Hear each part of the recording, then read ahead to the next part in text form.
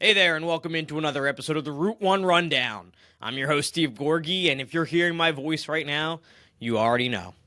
Maryland falls last night in heartbreaking, devastating fashion, 58-55 to Michigan State at home at the Xfinity Center on a Tre Holloman more than half-court shot at the buzzer.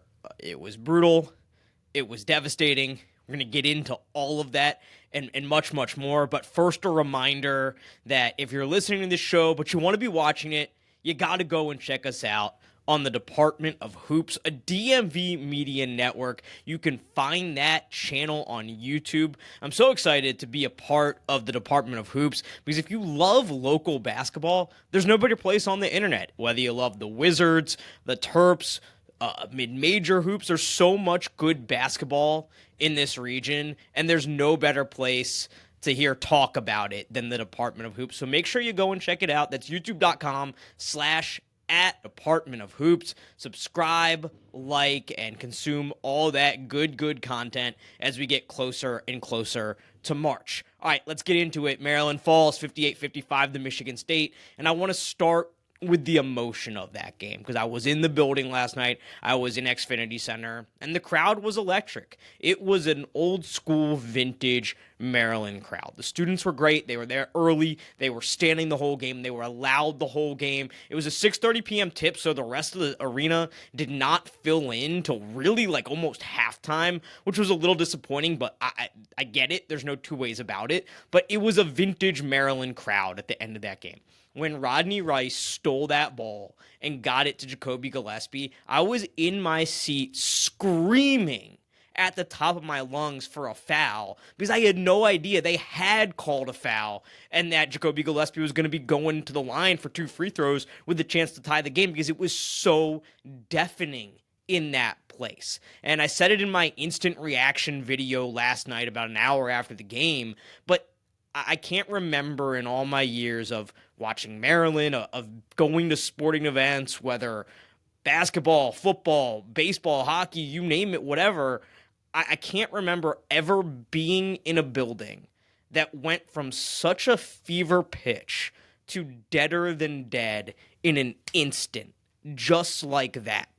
The only thing I can liken it to is a road team going into somebody else's building during the Stanley Cup playoffs and winning a sudden death overtime game where the arena's going crazy, it's buzzing, maybe the home team just had a couple scoring chances, and all of a sudden you get an odd man rush the other way, the road team buries one, and it goes from this fever pitch to silence, and all you can hear is the road team cheering, the road team and their fans cheering. And that's what it was like last night at the Xfinity Center after Tre Holloman hit that more than 3/4 shot. And the only word I could come up with last night was devastating. It was a devastating feeling walking out of that arena. And I tried to think a little bit now, given nearly 24 hours since the game took place, what was so devastating about it? Well, of course, it was just the instant gut punch nature of it, where Maryland had mounted this great comeback, a 7-0 run to tie the game. Rodney Rice gets that steal, gets it to Jacoby Gillespie. The place was going crazy after Gillespie hit those 2 free throws. One of the loudest renditions of Rock and Roll Part 2 I've ever heard. Go and follow me on Twitter at Gorgon Sports. I put the video out there. I know it probably doesn't hit the same now given that they lost the game, but it gives you a sense of what that building was like, and it was pandemonium after Gillespie tied that game. And big time credit to Jacoby Gillespie for going to the free throw line and being able to knock down those shots in that situation. So it was the gut punch nature of it where, wow, they've mounted this comeback. They're really going to do it. This team is special. Okay, at worst case, we're going to overtime here. Maryland's got the last shot. The ball's in Gillespie's hands. Okay, he misses. They get the rebound. Wait, what? That just happened? There's just a gut punch nature of it that you can't replicate. And I was there in the building in 2001 for Gone in 54 Seconds. If you ask me to name my worst sports memories, that's right up there.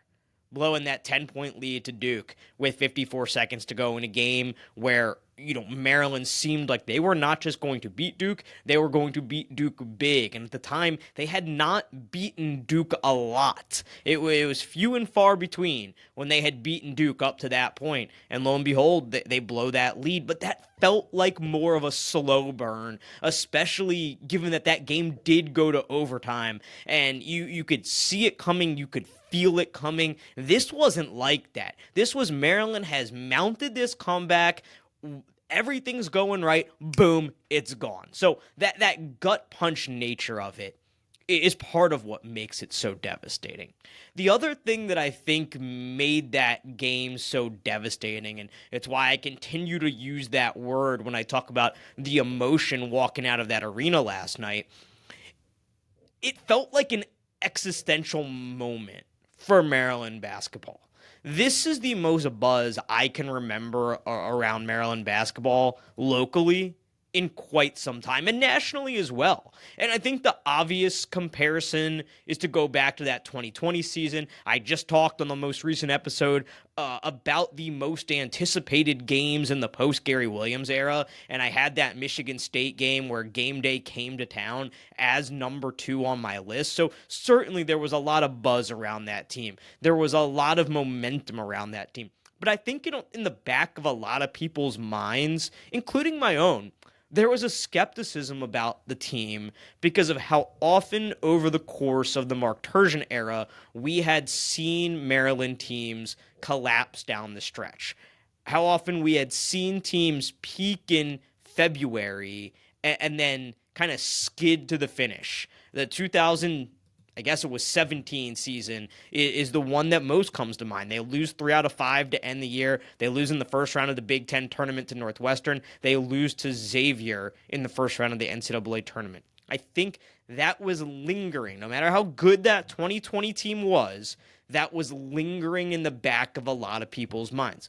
And with Kevin Willard so far, Maryland fans don't have that baggage. It's only been a couple years.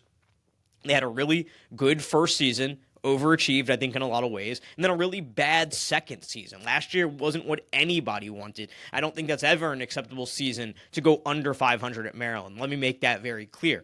But we haven't seen that same baggage so far. I think just because it's so early in the Kevin Willard tenure where you start thinking, okay, this team looks good, but we've seen them look really good and fall apart down the stretch before. And I think with this Crab 5 nickname, the way that they've just been punishing people, putting up points on people, the 101-point performance versus Iowa, the hype around Derek Queen and how good he has been this freshman season, the style of play, I will always maintain that style of play was a really big deal and a reason why Maryland fans maybe didn't embrace Mark Turgeon as much as they could have.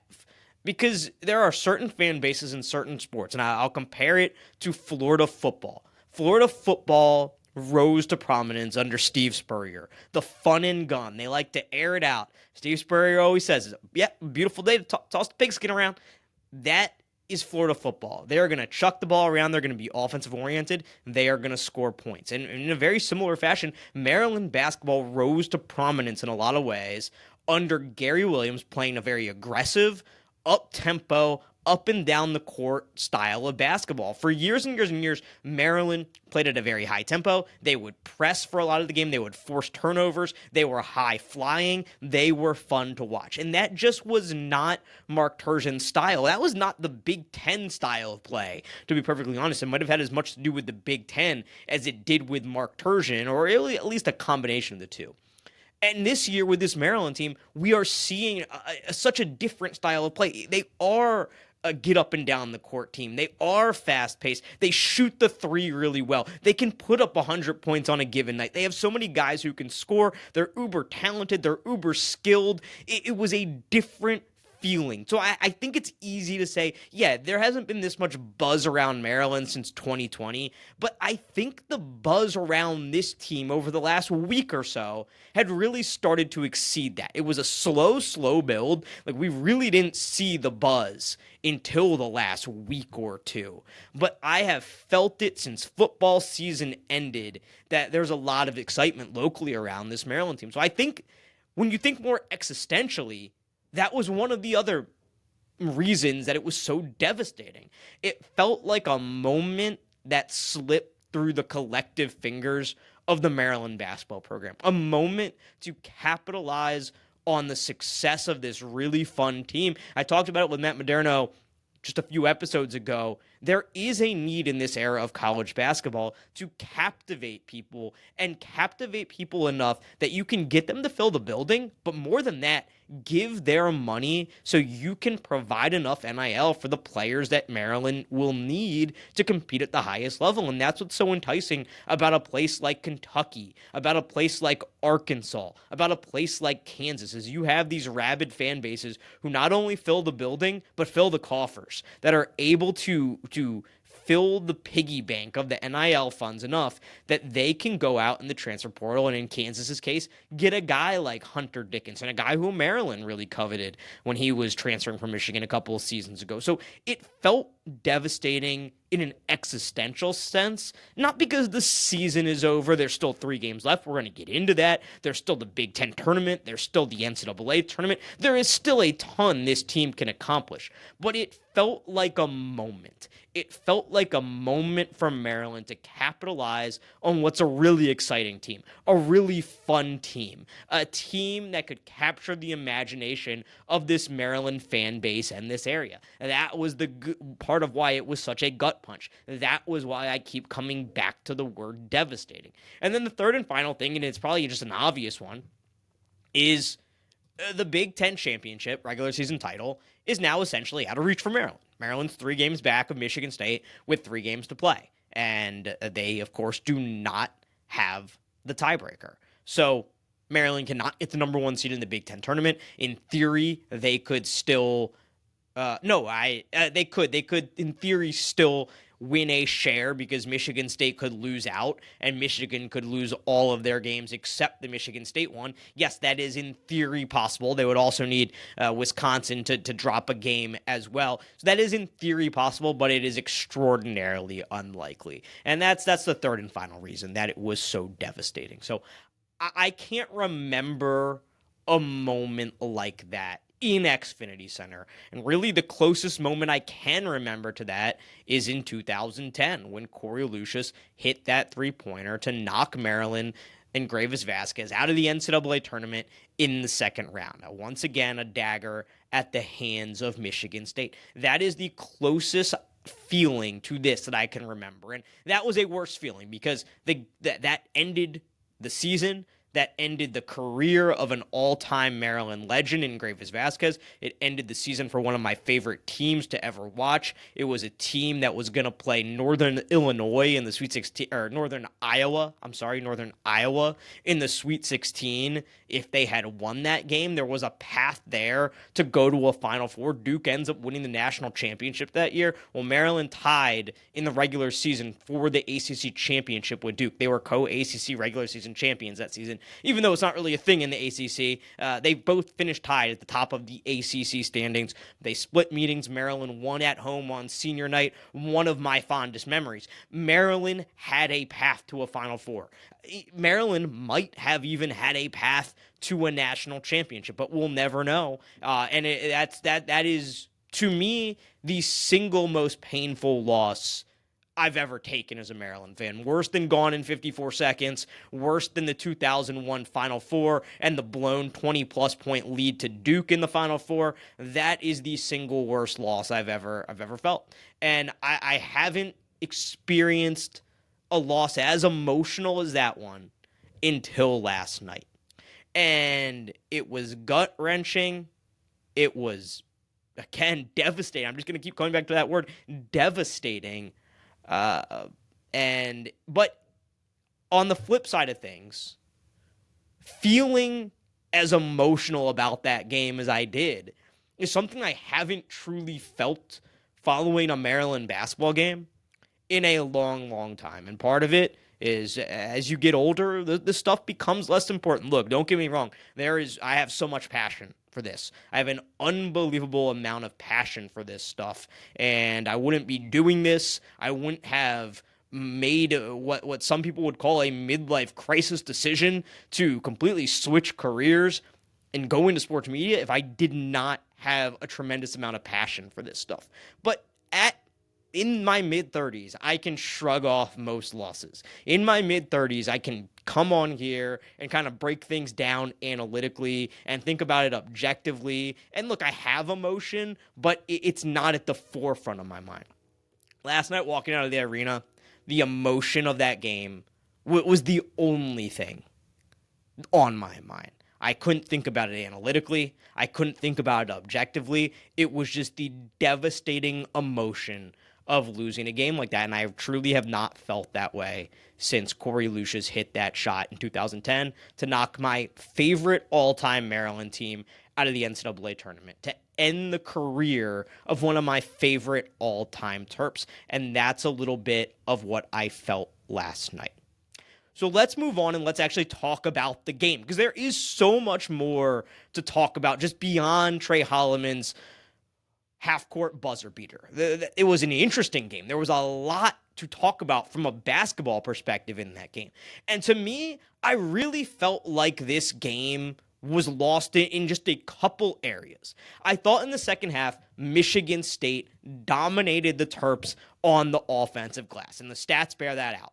Second half, Michigan State, 8 offensive rebounds, Maryland 1. And it was really disappointing to me because I thought in the first half, Maryland really did a good job. And don't get me wrong, Michigan State is one of the best offensive rebounding teams in the country. And I thought in the first half, for Maryland to play them as close as they did on the offensive glass, Maryland more than held their own. It was Michigan State 5 offensive rebounds, Maryland 3 offensive rebounds. That is acceptable. That is more than acceptable. That's commendable. But in the second half, Michigan State started to do what Michigan State does, and they won that battle on the offensive boards. 8-1 in offensive rebounds, 8-0 in second chance points. And I really thought that was the number one difference in this game. And let me go back to a point in this game where I really thought it turned.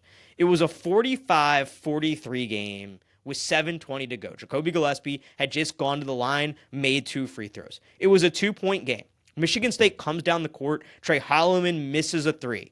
Zapala gets an offensive rebound. They call a foul on Julian Reese. Zapala goes to the line. He makes the first, misses the second. Jace Richardson gets an offensive rebound, puts the ball back in. All of a sudden, a 2-point lead goes to a 5-point lead. Eventually, Michigan State would extend that to a 9-point lead. And it all centered around that sequence where Maryland got a stop but couldn't get the offensive rebound. Michigan State makes a free throw, misses the second. Good break, right? They get another offensive rebound. It was a huge swing and a huge sequence in the game, and I thought it really summed up Maryland's issues in the second half of that game and why they lost that game. To me, above anything else, that was the number one reason Maryland lost that ball game. It was because of the way Michigan State was able to rebound the basketball in the second half. They dominated Maryland on the offensive glass, and we talked about it in the pregame, in the preview. Michigan State comes at you in waves. They just have so many guys, and they played 10 guys last night like they always do. 9 of them played double-digit minutes. The 9th, Frankie Fiddler, played 9 minutes. They came at Maryland in waves, and it was guys stepping up, whether it was Zapala or Cooper or Xavier Booker. All of these guys, Jackson Kohler always comes up big on the offensive glass. Just looking at the stat sheet here, Kohler had 2 offensive rebounds. Zapala had 3. Jace Richardson, who I thought was the best player on the court all night long, he picks up 3 offensive boards. So it's not just their bigs, it's their guards, it's their wings that get involved in the action too. It's a full team effort. And the blame does not just go to one person on Maryland. I don't really even like playing the blame game. It was a full team win on the offensive boards by Michigan State, and it was a full team loss on the offensive boards by Maryland. I thought that was the single biggest difference in that ball game.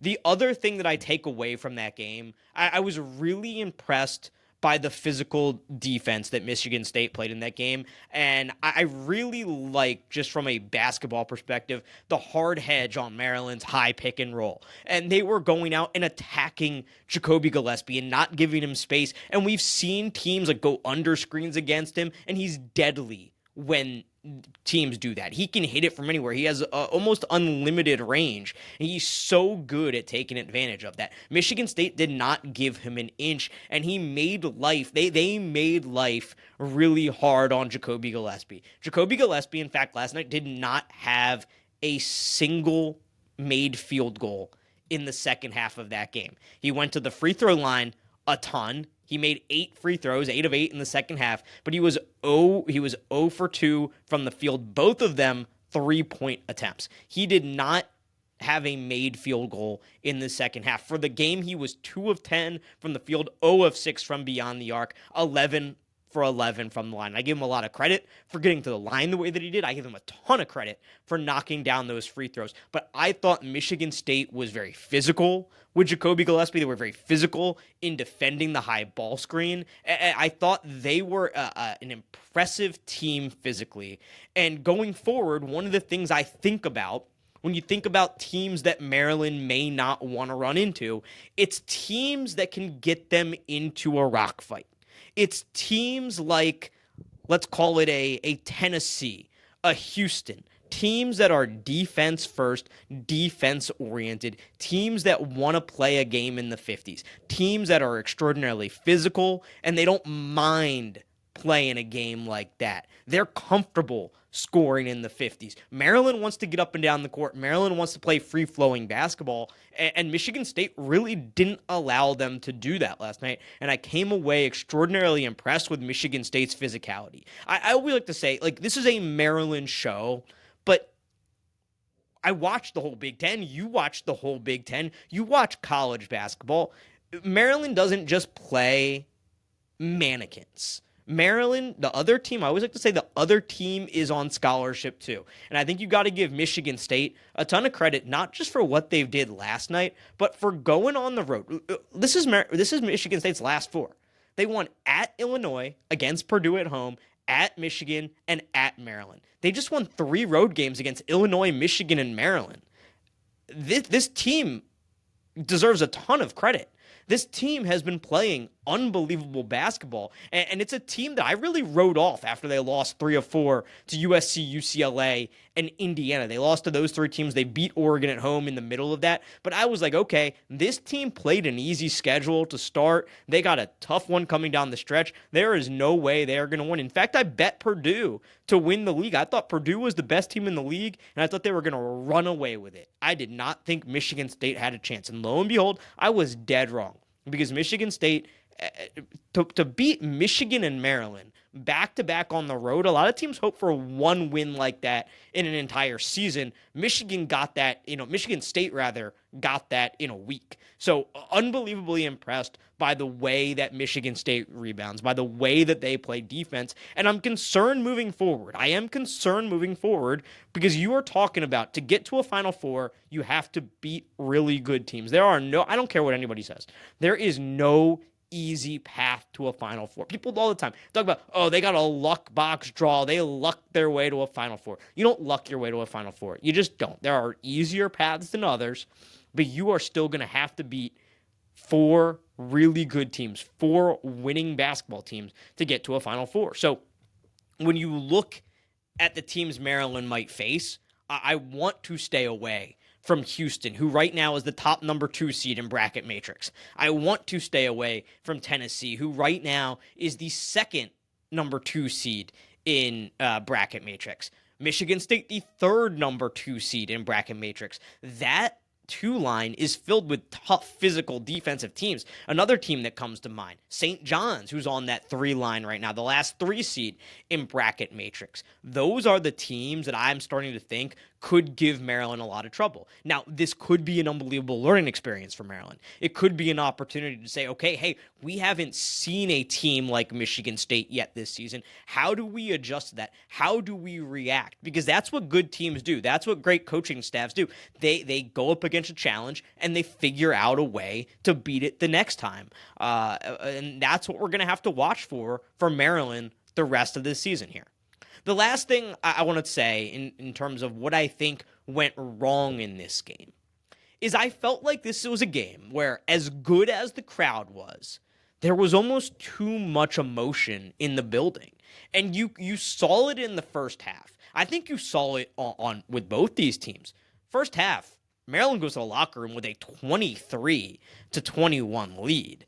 Neither team shot the ball well at all. Maryland under 29% in the first half. Michigan State exactly 29% in the first half. Maryland 1 of 10 from beyond the arc. Michigan State 0 of 5. These two teams went a combined 1 of 15 from beyond the arc in the first half. And I felt like you saw it in the first half where there was almost too much emotion in the building. It was such a big game. It was such a raucous environment that it felt like everybody just needed to take a deep breath. And unfortunately, I thought it reared its head a little bit with Derek Queen in this game. As good as Derek Queen has been all season long, this was not a good game by Derek Queen. Derek Queen ends up going 2 of 11 from the field, 6 of 9 from the line. He grabbed 10 boards in the game. I thought he was strong on the defensive glass, but Derek Queen did not look like the Derek Queen that we have come to expect this season. And unfortunately, it was the only game this whole season where we've seen Derek Queen and Julian Reese both be off offensively at the same time. They go a combined 4 of 18 from the field, combined for just 14 points on the night. That was the single worst game we have seen both of them play at the same time, unfortunately. And again, I think Michigan State deserves a lot of credit for that, for the way they are able to just throw 7-footer after 7-footer at these guys and make life really difficult. Kudos to Michigan State. But I thought Derek Queen, as a younger player, as a freshman, as good as he is, might have got a little bit caught up in the emotion of this game. And I don't say that necessarily to blame him in any way. It's a tough thing when Maryland has not been playing in environments like that all season long. That's a great building at times, but it has not looked like that this season. The Wisconsin crowd was good, not great.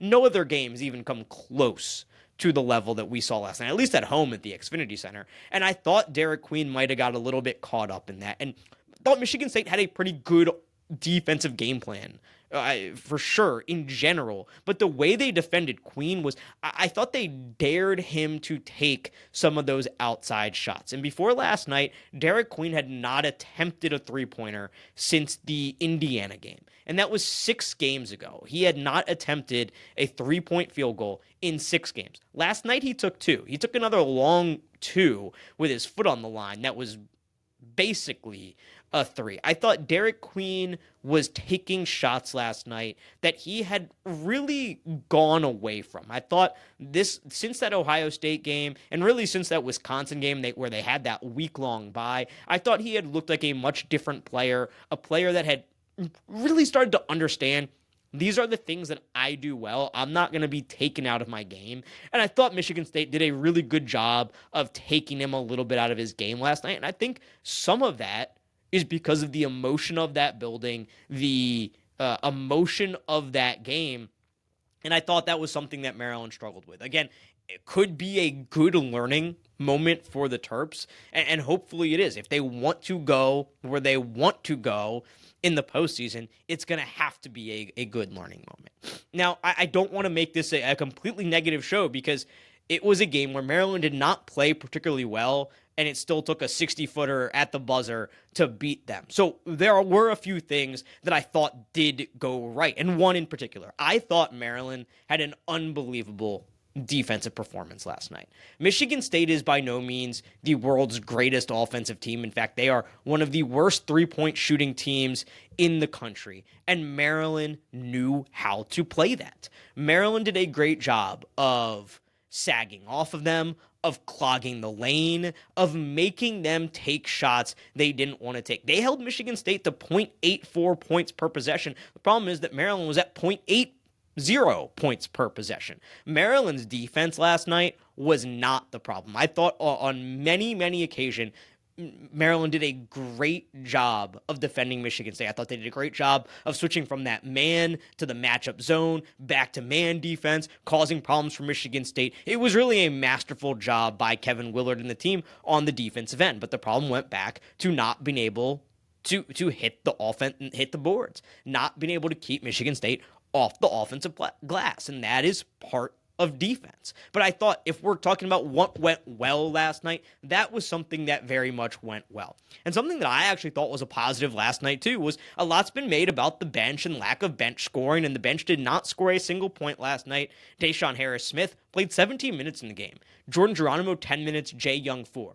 I thought those guys were able to come in and give Maryland really big minutes off the bench. Jordan Geronimo, I'll continue to say it, he is the ultimate spark plug. Between him and Tafara Gapare, who did not play last night, and I looked through Kevin Willard's transcript this morning. I did not see a reason given for why Gapare did not play, but Jordan Geronimo had one of the plays in the game where he met Cohen Carr, one of the guys in this league, in this sport, who can just fly out of the gym. He met him at the rim, and he blocked him, and I thought he gave a valuable 10 minutes tonight. And I don't worry so much about Maryland's depth in the postseason because they don't have scoring depth, but they have enough depth to give guys a break, where a Jacoby Gillespie is not playing 40 minutes a night, where Derek Queen and Julian Reese do not have to play 40 minutes a night. So there's enough depth there where you can have guys come in and give really valuable minutes, bringing energy, playing good defense, and Jordan Geronimo is exhibit A of that last night. So that's something to me when I think about what's next for Maryland, that doesn't bother me a whole lot. I'm not so worried about Maryland's depth. They have enough depth. It's not like they don't play the 5 starters for 40 minutes a night. They don't. And there's no doubt that as from a scoring perspective, they're going to go as far as those 5 guys take them, but there is enough depth with guys can come in, give meaningful minutes, and give the starters a blow where they're still going to be fresh down the stretch. So that's actually a positive that I continue to take away. I think that's being overblown when you talk about the national conversation about Maryland. I am much more concerned by teams that can really play physical defense like Michigan State did last night, and I'm still a little bit concerned by elite guards, by elite shot-making guards. And look, that's going to give any team in the country a challenge. So maybe I'm being a little too harsh on Maryland there because I thought they did play very good defense last night. But those are the things that concern me when I think about the tournament much more than whatever lack of scoring depth there is on this team. I want to finish up the discussion on this game by talking about what it all means. So the Big Ten championship is essentially gone, okay? Got it. It's a big impact on the Big Ten tournament seeding as well, because I said it on the preview show, whether you care about winning a Big Ten tournament or not, or you just care about being as fresh as possible for the NCAAs, I think it is important to get that bye into the quarterfinal on Friday just to eliminate one more game, just to limit the number of games you're playing. The most games Maryland can play, if they get that bye to Friday, is 3 games. And now Maryland's in a difficult situation because they are in that 4th spot right now, tied with UCLA and Purdue. All 3 teams are 11-6. Maryland has 4 games left. Maryland still has to go on the road to Michigan. That's a tough test. If you asked me before this, I would have thought they were going to win this Michigan State game, and it was more likely that they would lose the Michigan game. I'm not sure, and I guess we should look at Purdue's schedule here. Purdue has UCLA, Rutgers, and Illinois. So those two, one of those teams will take a loss because they play each other, and the Illinois game is the lone road game there for Purdue. And UCLA goes on the road to Purdue, Northwestern, finishes up at home against USC.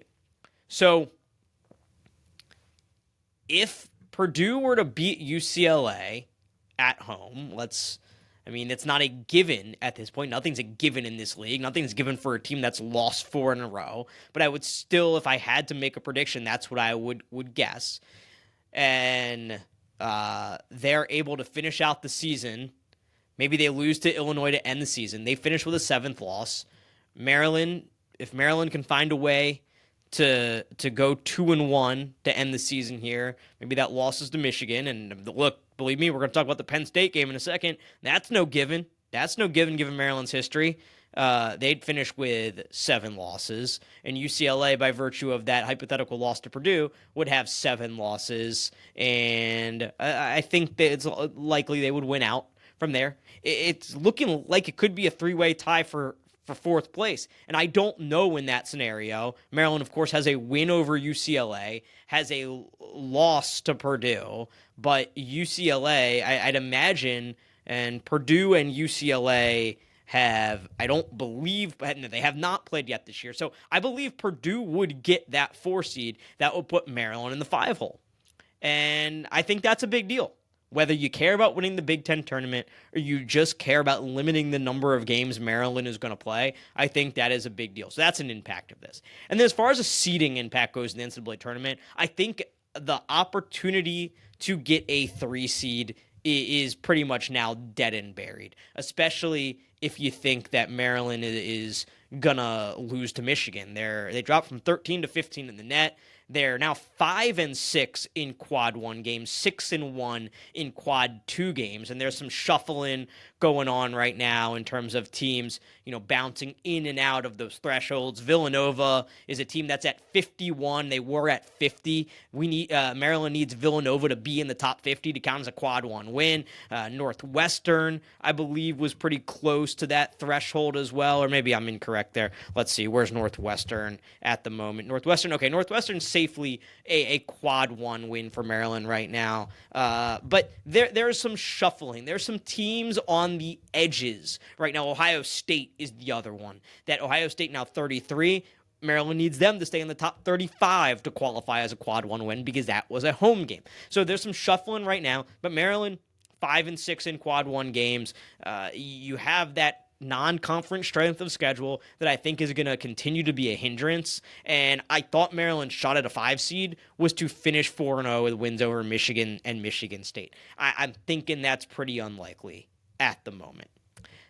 So that there's no 2 ways to slice it. It wasn't a good night. Maryland lost a lot with that loss last night. But they have 3 games left. They have the Big Ten tournament, and they have the NCAA tournament. And believe it or not, I think we are going to learn more about this Maryland team on Saturday at noon going up to Happy Valley than we would have if they had won that game last night. I think coming off a loss and playing Penn State on the road is going to tell us a lot more about this Maryland team than whatever happened at Xfinity Center last night.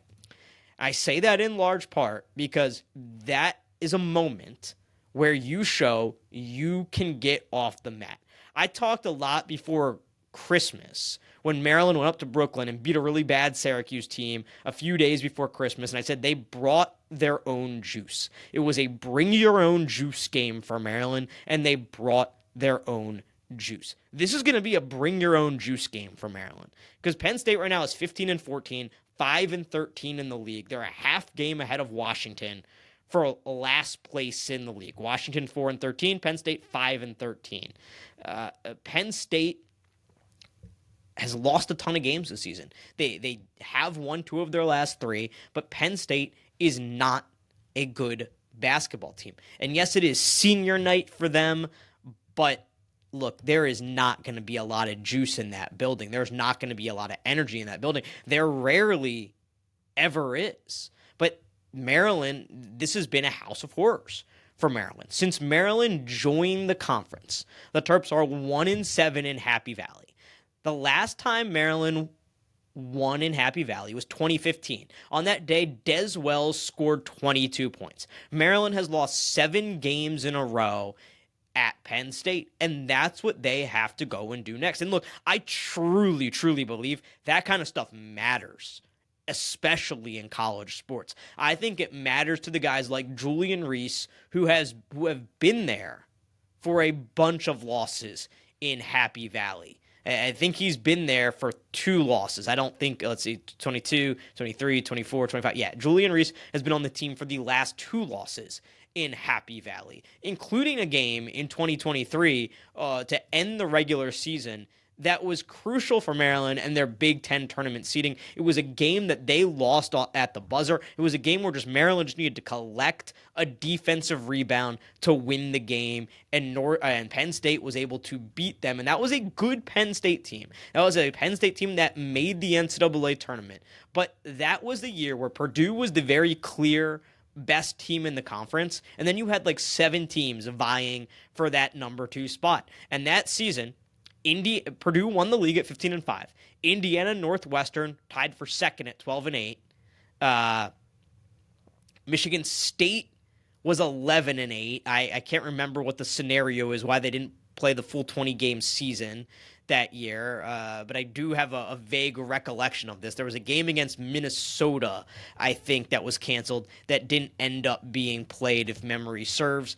And then Maryland, Illinois, Iowa, and Michigan were all 11-9. So if Maryland had won that game, they would have finished in a tie for second place in the league with Indiana and Northwestern. And I can't remember who would have gotten the 2 seed. Either way, they would have finished in a tie for second place, and they would have gotten a bye into the quarterfinals of the Big Ten tournament. And they could not collect an offensive rebound at the end of the game, and they lost to Penn State. Julian Reese, I'm sure, remembers that game.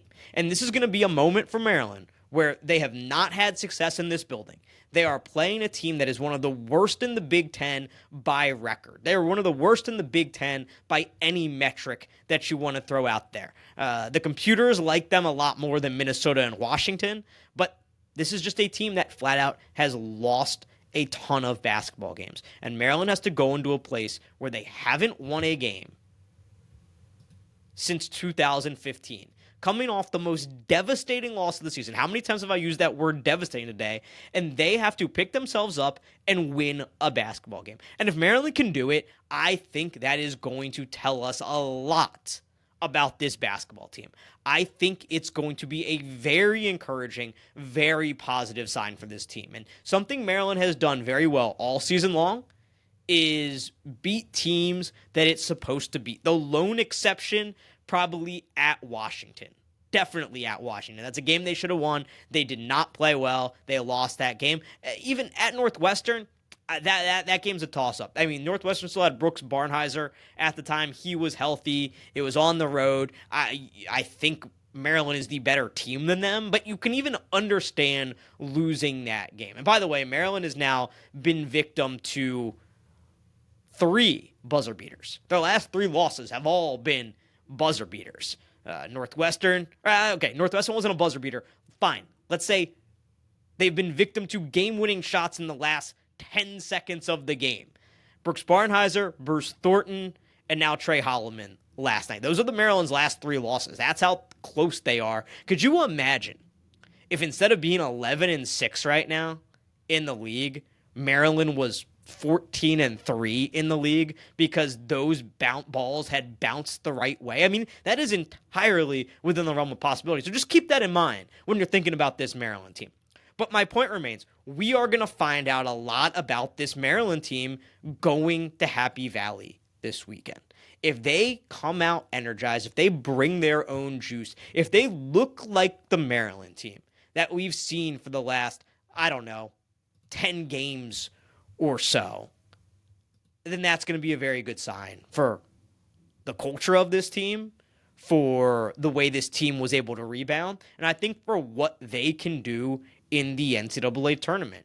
Penn State's not a very good team, but they do have a very good player in Ace Baldwin. He is the kind of lead guard who could absolutely go off on you and torch you on senior night. And look, he's not a guy who was like a 4-year guy at Penn State, but he's a guy who's from Baltimore. He's a guy who has been at Penn State a couple years now, and he's the guy, kind of lead guard who can go off on any given night. So he's a guy that is certainly scary. He's a guy that Maryland is going to need to lock down in this game. But ultimately, I think it has more to do. I know I said earlier in the show, it's not like Maryland plays mannequins every game. These are guys who are on scholarship too. But I think Maryland is a much more talented team than Penn State. I think Maryland's a much better team than Penn State. I think it's going to come down to how quickly and effectively Maryland can rebound and learn from that game against Michigan State. And if Maryland can come out and play the way we've seen them play for the last 10 games on Saturday in Happy Valley, then I think we should be very encouraged about what this team can do moving forward the rest of the season. That's the show for today. Until next time, this has been the Route 1 Rundown.